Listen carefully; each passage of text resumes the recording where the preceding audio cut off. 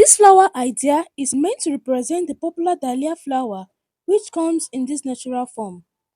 Dahlias can be represented in different ways using ribbons and local fabric. In this lesson, I will show you how to make a more realistic and fashion dahlia flower with local materials around you. To make one, you will require a fabric glue, not necessarily a hot glue, then your lighter and your scissors. And for your fabric, you need non-fray fabric like poly or felt, but avoid something too thick like scuba. In this case, I'm using shiny light poly material.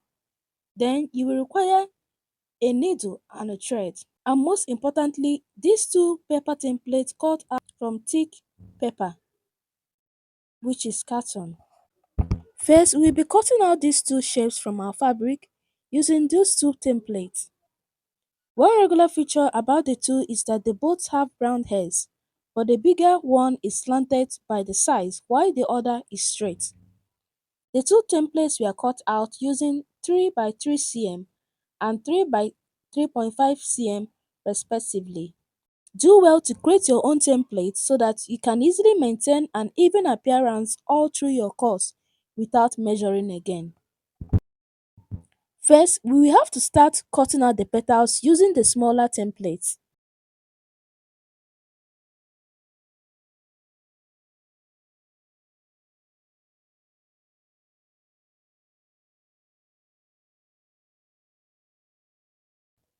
After this, we will fold the ends of the piece and melt them to join to each other.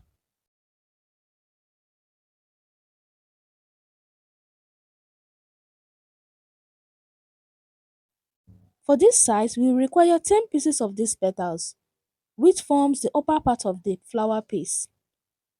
Then, we will repeat this whole process for the other size and we make 12 pieces of it this time around, at which we in turn form the lower part.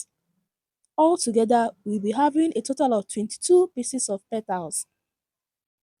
Using our needle and thread, we will proceed to assemble the petals.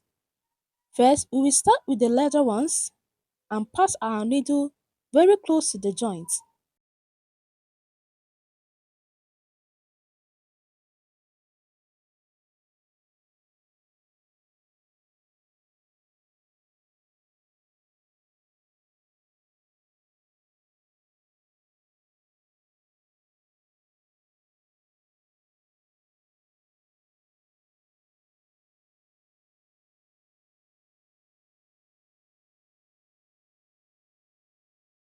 Once you've lined them through the needle, you can drag them towards the thread and finally fasten them to form one layer of flower.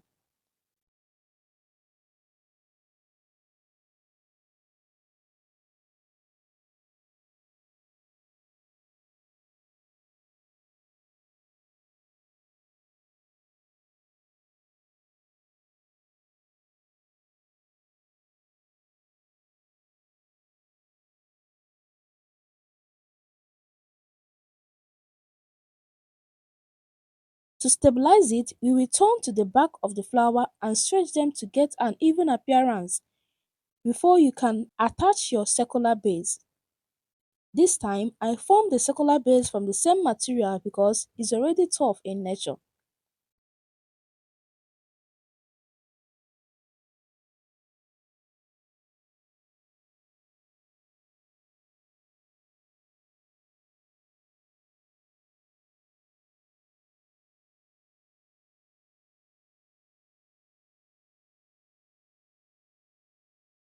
Now we proceed to repeat the whole process for the smaller piece.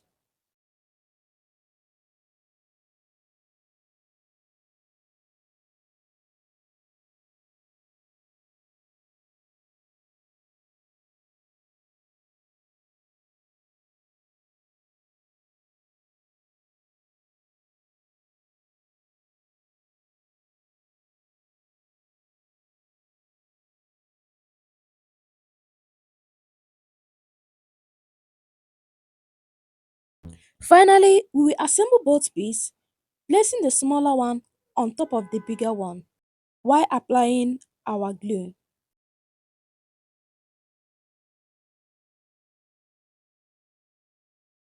and finally embellish it with a soothing centerpiece.